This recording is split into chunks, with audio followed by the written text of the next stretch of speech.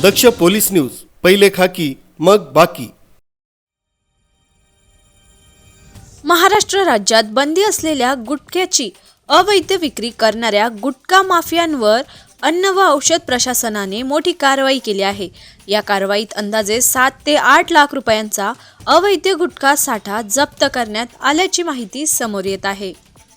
Nashik road हद्दीत gel road, Shivajinagar परिसरात मोठ्या प्रमाणात अवैध गुटखा साठवणूक व विक्री होत असल्याची खात्रीशीर माहिती मिळाल्यानंतर गुप्तचर विभागाने तात्काळ छापा टाकला। या कारवाईत अंदाजे 7 ते 8 लाख रुपयांचा अवैध गुटखा साठा जप्त करण्यात आला आहे। अवैध गुटखा विक्री करणारा सराईत संशयित जहागीर शेख अन्सार अहमद व त्याच्या दुकानातील कामगाराला पथकाने ताब्यात घेतले आहे।